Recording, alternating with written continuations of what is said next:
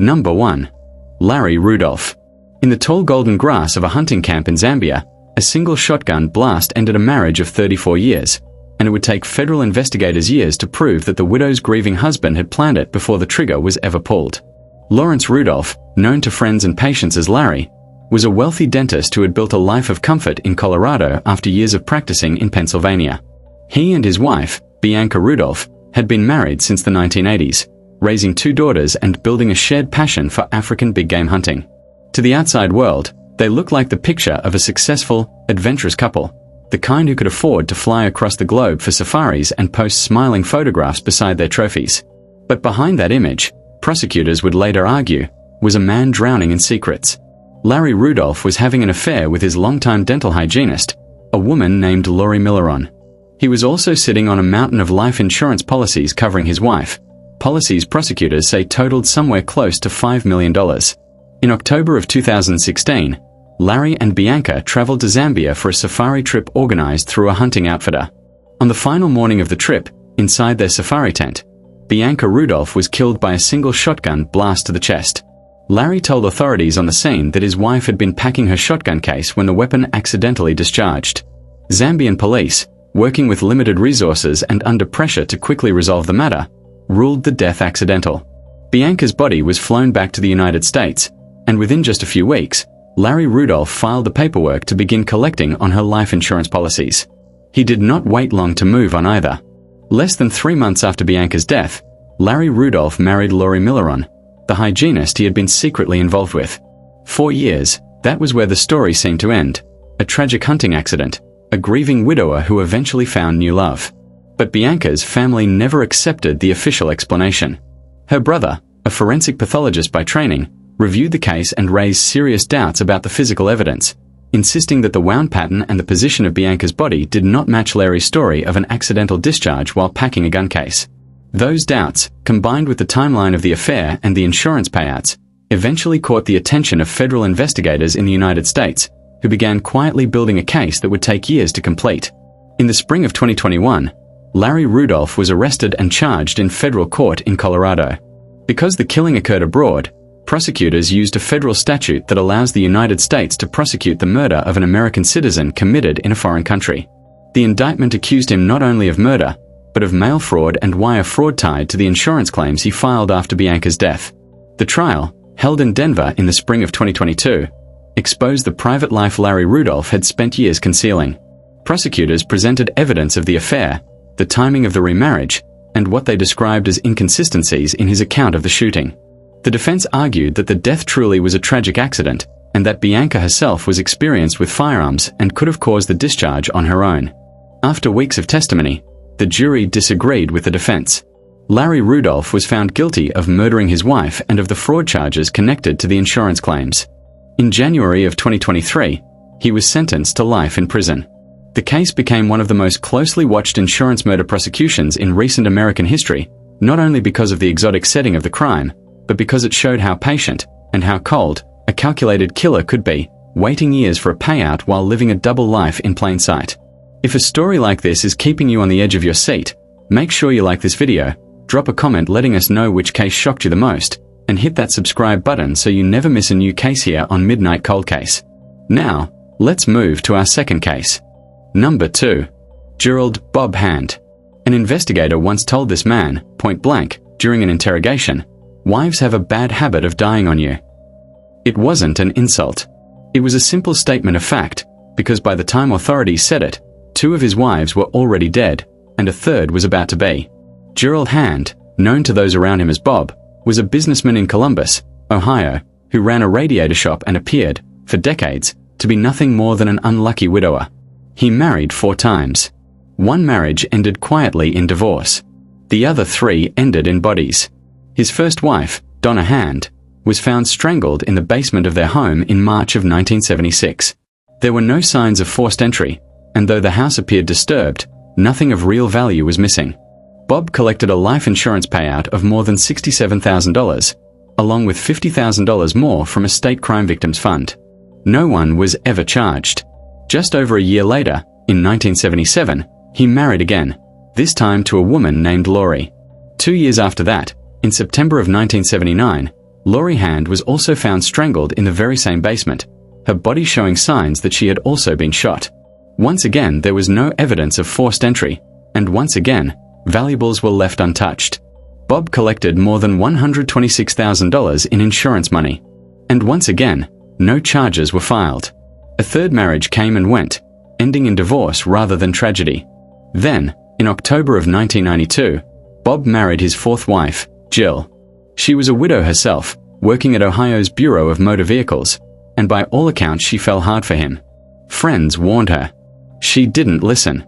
By the early 2000s, Bob's radiator business was failing, and he had accumulated more than $200,000 in credit card debt. Yet somehow, even as other bills went unpaid, he kept current on nearly $1 million in life insurance and pension policies covering Jill. By early 2002, Jill had discovered the extent of the debt, some of it fraudulently placed in her name, and she wanted a divorce. On the evening of January 15, 2002, Bob called 911, frantically telling the dispatcher that an intruder had broken into their home in Delaware County and shot his wife. He said he then grabbed 2 revolvers and shot the intruder in self-defense as the man fled.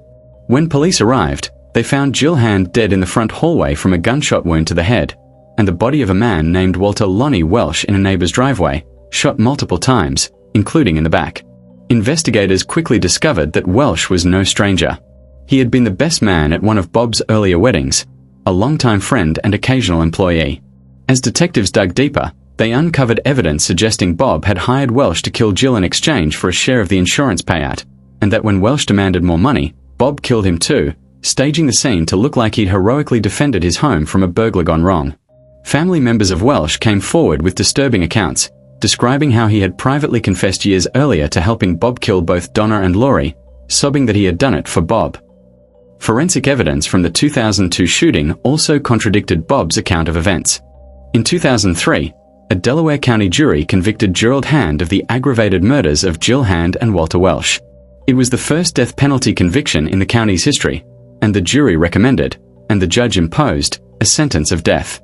He was never formally charged in the deaths of his first 2 wives, but investigators and prosecutors have long considered the pattern to be undeniable.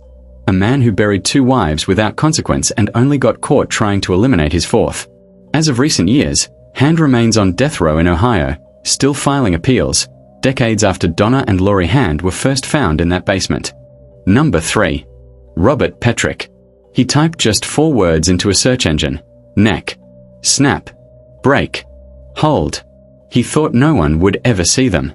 He was wrong, and those 4 words would help send him to prison for the rest of his life. Robert Petrick was a computer consultant living in Durham, North Carolina, a divorced man in his 50s who, in the late 1990s, met a woman named Janine Sutphin through their church. Janine was a talented cellist who performed with the North Carolina Symphony. She had lost her first husband to heart disease years earlier and had rebuilt a quiet, meaningful life for herself in North Carolina.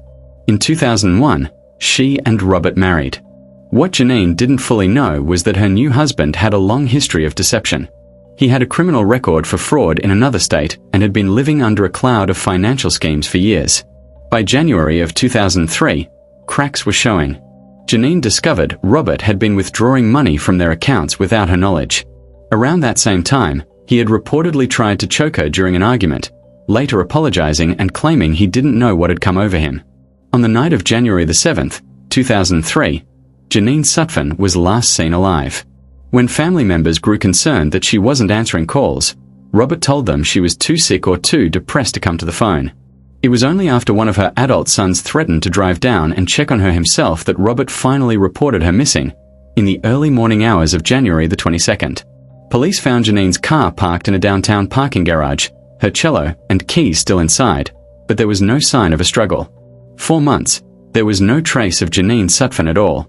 Then, in late May of that year, 2 fishermen came across something floating in Raleigh's Falls Lake, a large top, wrapped and bound with duct tape. Inside were the remains of Janine Sutphin. She had been suffocated, her body sealed into sleeping bags, chains wrapped around her legs to keep her submerged. Robert Petrick was arrested and charged with murder within hours. What made this case famous, infamous, really, was what investigators found when they seized his home computers. Buried in the browsing history were searches for the words neck, snap, break, and hold. along with a bookmarked page titled 22 Ways to Kill a Man with Your Bare Hands. There were also searches about the depths of area lakes and how quickly a human body decomposes in water. Investigators brought in a cadaver dog, which alerted to the scent of human remains in the couple's bedroom, their bathroom, and Robert's car. Robert Petrick made an unusual decision heading into trial. He chose to represent himself. In his opening statement, he told the jury bluntly that he might not be the kind of man they'd want to bring home to dinner, that he had been a con artist, a philanderer, someone who had scammed people out of money. But, he insisted, he was not a killer. Prosecutors argued otherwise, presenting more than 60 witnesses over 2 weeks, describing a man whose financial deception and infidelity had finally caught up with him, and who chose to silence the wife who could expose it rather than face the consequences. In November of 2005, after roughly 2 hours of deliberation, the jury found Robert Petrick guilty of first-degree murder. He was sentenced to life in prison without the possibility of parole. His decision to act as his own lawyer, many legal observers said afterward, was likely the single biggest reason he was convicted so decisively. He appealed, arguing he hadn't been properly informed of the risks of representing himself, but in 2007, the North Carolina Court of Appeals upheld his conviction, finding that the trial court had followed proper legal procedure at every step. Robert Petrick remains behind bars today, one of the earliest and strangest cases of a killer convicted, in part, by his own internet search history. Number 4. Richard Crafts. On a freezing November night in Connecticut, a wood chipper roared to life on the bank of a half-frozen river, and a flight attendant named Helly Crafts vanished from the face of the earth so completely that, for a long time, investigators weren't even sure a crime had occurred. Richard Crafts was an airline pilot living in Newtown, Connecticut, married to Helly Crafts, a Danish-born flight attendant. By the mid-1980s, their marriage was falling apart. Helly had grown suspicious that Richard was having an affair, and she had quietly hired a private investigator and consulted a divorce attorney.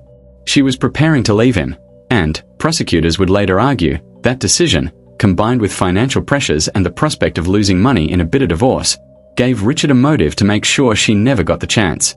On the night of November the 18th, 1986, during a historic snowstorm, Helly Crafts disappeared. She was never seen alive again. In the days that followed, a plow driver reported seeing a large wood chipper parked near a bridge over the Housatonic River, along with a station wagon that matched the description of one owned by the Crafts family. Investigators eventually recovered small fragments of bone, strands of blonde hair matching Helly's, and a fingernail wrapped in a mitten near the riverbank, grim evidence suggesting that a wood chipper had been used to destroy a human body. Richard Crafts denied any involvement, and because virtually no remains were ever fully identified, prosecuting the case without a complete body proved to be one of the most difficult challenges in Connecticut legal history at the time. His first trial, in 1988, ended in a mistrial after the jury deadlocked. Prosecutors did not give up. In a second trial in 1989, prosecutors laid out a meticulous case built on forensic fragments, financial records, and testimony from witnesses who placed Richard Crafts near the wood chipper and described his strange, evasive behavior in the days following Helly's disappearance. They argued that money, along with the desire to avoid a costly divorce and preserve his own finances, was central to his motive. In 1990, a jury convicted Richard Crafts of murdering his wife. He was sentenced to 50 years in prison. The case became known across the country simply as the wood chipper murder, a nickname that stuck because of the horrifying method used to dispose of Helly's remains. It remains one of the most studied homicide cases in American legal history, frequently cited as a landmark example of how forensic science can build a murder case even when a body is never fully recovered. Richard Crafts served decades behind bars before eventually being released on parole in his old age, but the case's legacy as a chilling example of a husband erasing his wife rather than losing half of what he owned has never faded. Number 5. Karlsen. He escaped a burning house not once, but the memory of it followed him for nearly 30 years, until a jury finally decided that the man who ran from those flames had lit the match himself. On New Year's Day of 1991, a house fire broke out in the small town of Murphys, California, in the family home of Karlsen. Karl managed to get his 3 young children safely out of the house. His wife, Christina Karlsen, did not make it out. She was found dead in the bathroom, trapped behind a window that had been boarded shut with plywood from the inside. Just 19 days before the fire, Karl had taken out a life insurance policy on Christina worth $200,000. He collected the payout without ever facing charges, and within days of burying his wife, he packed up his children and moved back across the country to New York. For nearly 2 decades, That was where the story rested. An unsolved house fire, or insurance payout, a family relocated and rebuilt. Karl remarried a woman named Cindy, and life moved forward. Then, in November of 2008, tragedy struck again. Karl's son from his marriage to Christina, 23-year-old Levi Karlsen, was found crushed to death beneath a truck that had reportedly fallen off a jack while he was working underneath it. Just 17 days before Levi's death, Karl had convinced his son to take out a $700,000 life insurance policy, with Karl himself listed as the beneficiary, despite Levi having 2 young daughters of his own who might have been expected to inherit such a policy instead. In 2012, a cousin of Levi's contacted investigators, voicing suspicion that Levi's death had not been an accident. The case was reopened. Investigators learned that Karl's second wife, Cindy, had grown suspicious herself after discovering, through a private investigator, that Karl had also taken out a life insurance policy on her. She agreed to cooperate, wearing a hidden wire during conversations with Karl about Levi's death. During one of those recorded conversations, Karl made statements that effectively confirmed he had caused the truck to fall on his son, then panicked and left him trapped beneath it. Facing overwhelming evidence, Karlsen pleaded guilty in 2013 in Seneca County, New York, to the murder of his son, accepting a sentence of 15 years to life. But his guilty plea for Levi's death reopened the long-dormant investigation into Christina's death more than 2 decades earlier. Investigators in California built a new case, and Karlsen was extradited from a New York prison to Calaveras County, California, to stand trial for his first wife's murder. In February of 2020, following a trial that lasted nearly 2 weeks, a jury found Karlsen guilty of first-degree murder by arson in the 1991 death of Christina Karlsen. Prosecutors had shown the jury a pattern spanning nearly 30 years, 2 family members dead, 2 insurance policies collected, and a defendant who had learned, seemingly without remorse, that fire and staged accidents could be turned into profit. He was sentenced to life in prison without the possibility of parole. Christina's mother, present in the courtroom for the verdict, said simply that 3 years of legal battles to reach that moment had felt like a very long time to stand firm. Karlsen remains in prison today, a rare example of a man convicted separately for murdering both his wife and his own son, each time for the exact same reason: money. Number 6. Thomas Capano. He was one of the most powerful attorneys in the state of Delaware, a man who advised governors, who moved through the halls of power like he owned them, and who believed, right up until the moment a jury said otherwise, that his money and connections would let him get away with murder. Now, it's important to be upfront about something with this next case, because it's a little different from the others on this list. Thomas Capano did not kill his wife for insurance money. His case is included here because it remains one of the most infamous examples in American history of a powerful, married man whose secret, controlling relationships outside his marriage ended in a calculated killing, and because it shows how financial control, obsession, and the fear of losing status can drive a man to murder, even when a traditional insurance payout isn't the prize. Thomas Capano came from a wealthy and politically connected family in Wilmington, Delaware.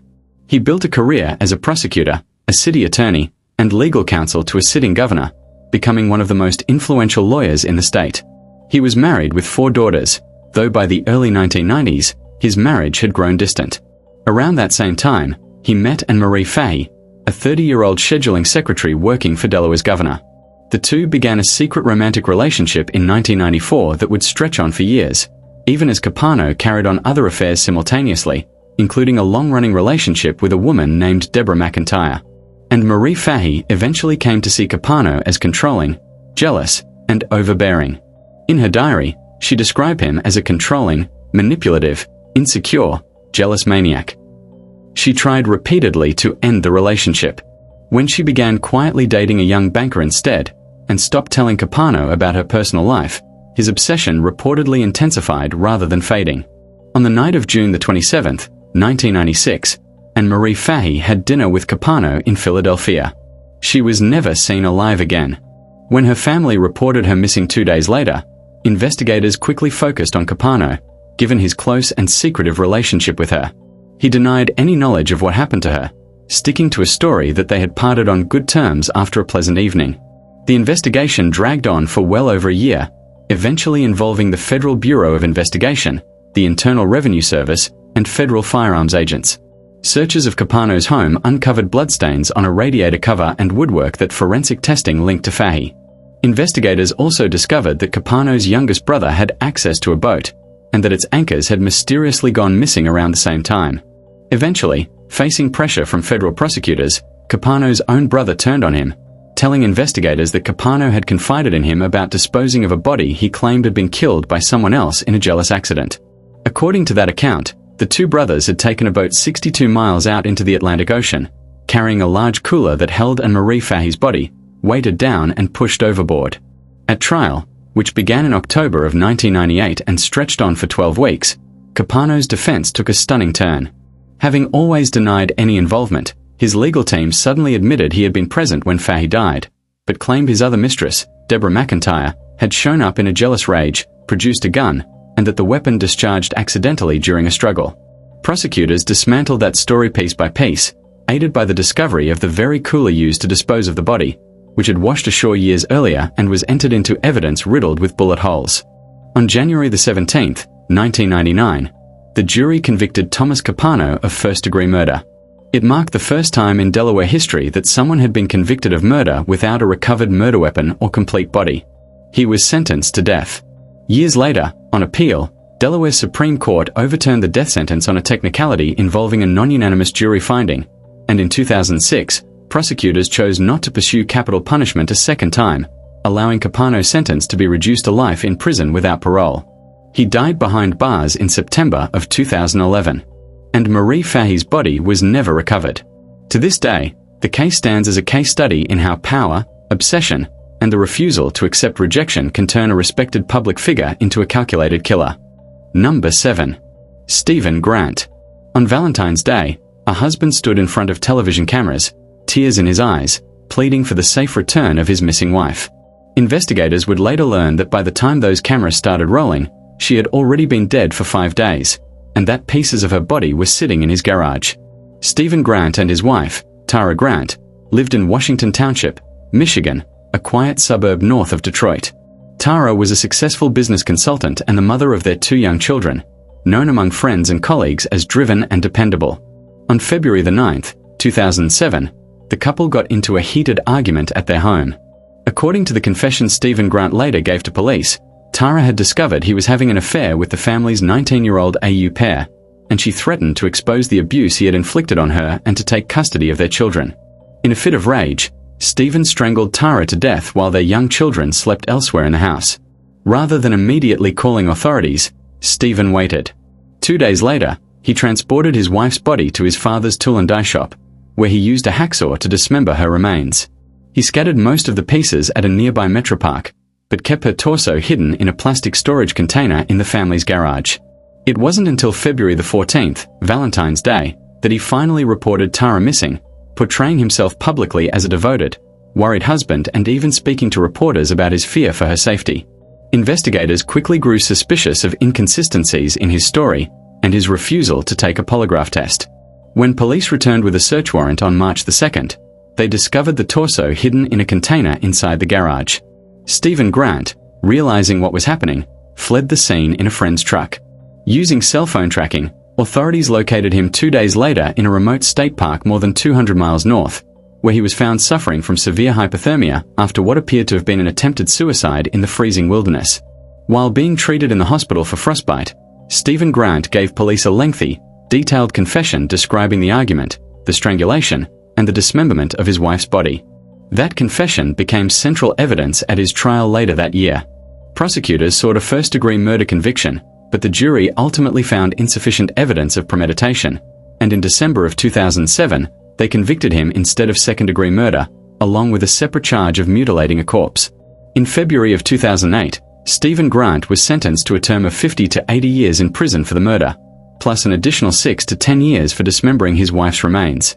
The judge overseeing the case did not hold back in her assessment of what he had done, calling his actions demonic. The tragedy didn't end with his conviction. In June of 2008, Stephen Grant's own father, who neighbors said never recovered from what his son had done, died by suicide. Tara's sister was later granted custody of the 2 grandchildren, raising them far from the home where their mother's remains had once been hidden in the garage. The case remains one of the most disturbing domestic homicide investigations in Michigan history, a chilling reminder of how quickly an argument behind closed doors can spiral into an act of unthinkable violence. Number 8. Martin MacNeill. A doctor, a lawyer, a devoted father of 8 children, living what looked like a picture-perfect life in a gated community, and underneath it all, a man who orchestrated his wife's death so carefully that, for years, the official cause of death was recorded as a tragic accident. Martin MacNeill met his wife, Michelle, at a young adult activity in their church community. The two eloped and married in 1978, eventually settling in Pleasant Grove, Utah, and raising 8 children together, several of whom had been adopted. By all outward appearances, they were a devout, successful family, active in their community and their congregation. Martin worked as both a physician and an attorney, and Michelle had once been a beauty queen and model in her youth. But behind that image, cracks were forming. In 2007, Martin began pressuring Michelle to undergo a cosmetic facelift, despite the operating surgeon expressing concerns about her blood pressure. At Martin's specific request, the surgeon prescribed powerful medications for her recovery, including drugs Michelle didn't normally take and reportedly didn't want. Days after the surgery, on April the 11th, 2007, Michelle MacNeill was found unresponsive in the bathtub of their home. Her death was initially ruled to be from natural causes, possibly related to heart disease. Michelle's daughters, however, refused to accept that explanation. They had grown suspicious of their father's behavior in the days surrounding their mother's death, and they were horrified when, just weeks later, a woman named Gypsy Willis moved into the family home under the guise of being a nanny for the youngest children. In truth, prosecutors would later reveal, Gypsy Willis had been Martin's mistress for some time before Michelle's death. For years, Michelle's family pushed relentlessly for authorities to reopen the case, refusing to let the investigation go cold. Their persistence eventually paid off. In 2012, once Martin had completed a federal prison sentence for an unrelated fraud conviction, prosecutors formally charged him with the murder of his wife and with obstruction of justice. At trial in the fall of 2013, prosecutors painted a picture of calculated, cold-blooded planning. They argued that Martin had manipulated his wife into undergoing an unnecessary surgical procedure specifically so he could have a medical justification to keep her heavily medicated, then drugged her further and drowned her in the bathtub to make her death appear accidental. Also, he could be free to build a life with his mistress without the complications of a divorce. Several former jailhouse informants testified that Martin had made statements to them suggesting he had, in fact, murdered his wife. One informant testified that Martin had bragged about getting away with murder. On November 9, 2013, after 11 hours of deliberation, the jury found Martin MacNeill guilty of first-degree murder and obstruction of justice. In September of 2014, he was sentenced to a minimum of 15 years to life for the murder, plus an additional term for obstruction, stacking his total minimum sentence to 17 years. At sentencing, his daughter Rachel told the court that true justice for her mother did not end with his conviction. It only began there.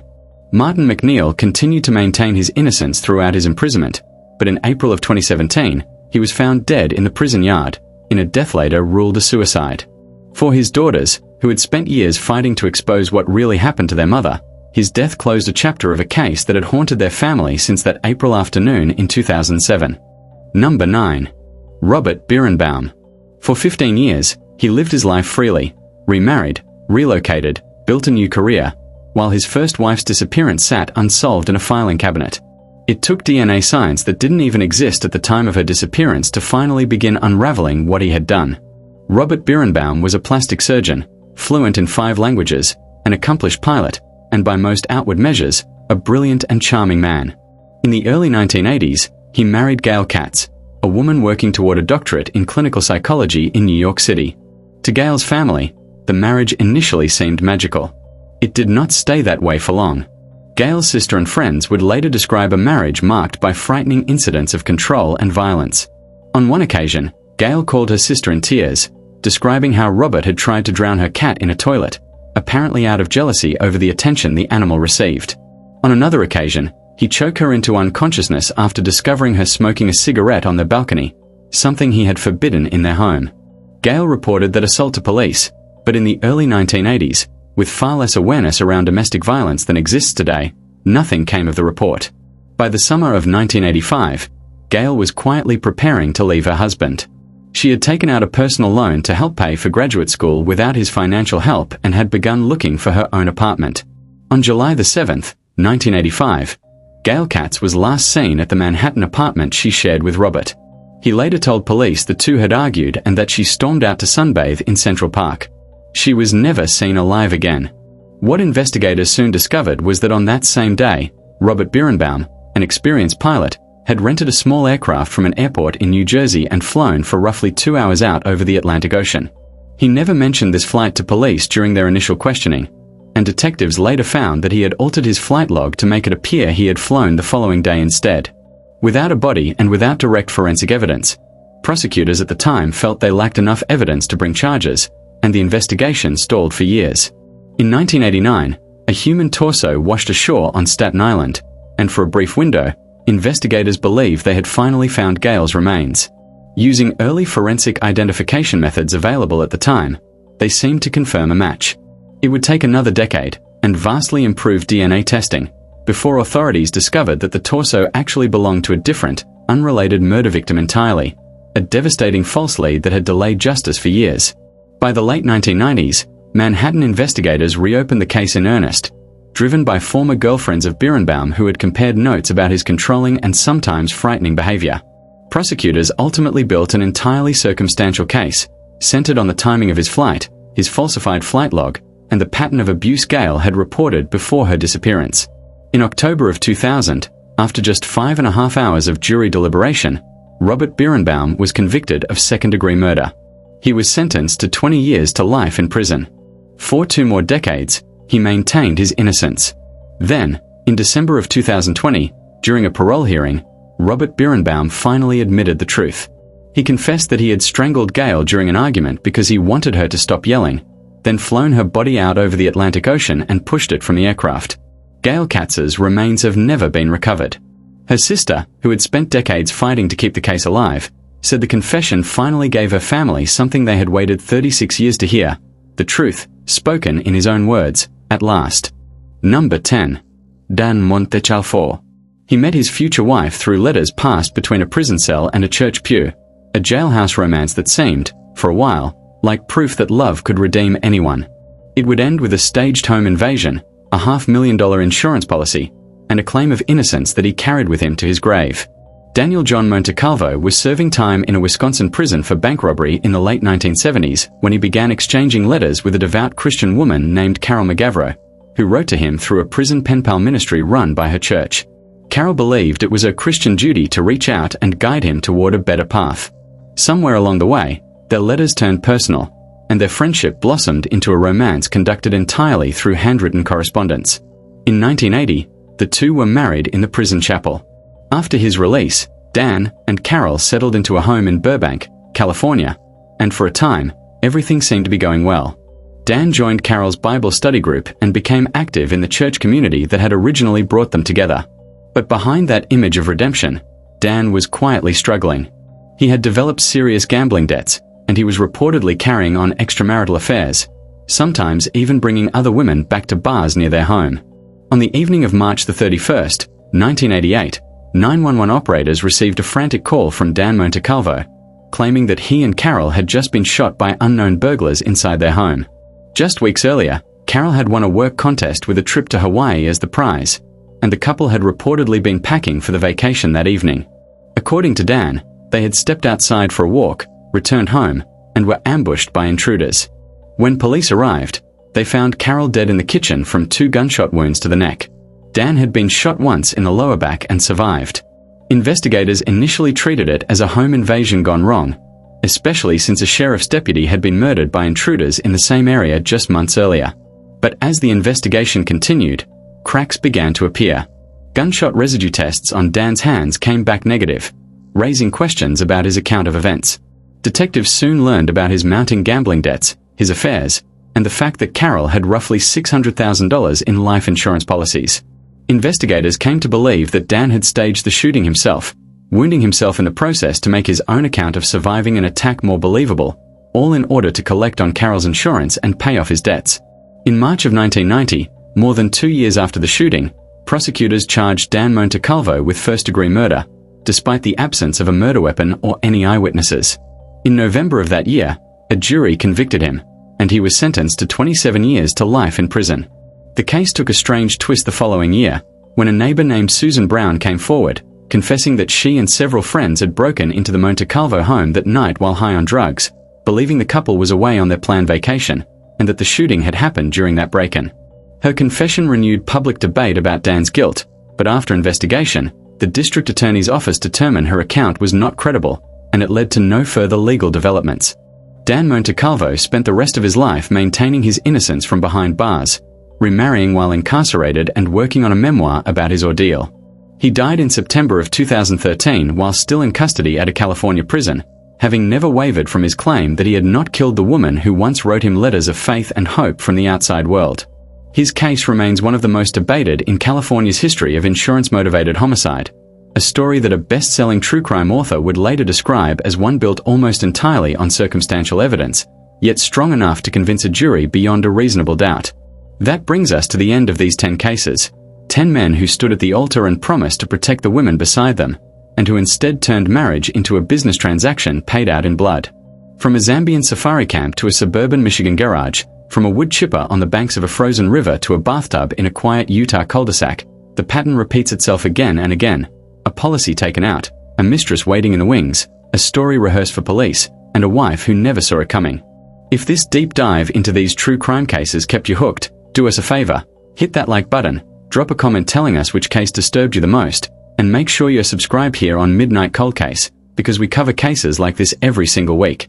Until next time, stay safe, trust your instincts, and we'll see you in the next investigation.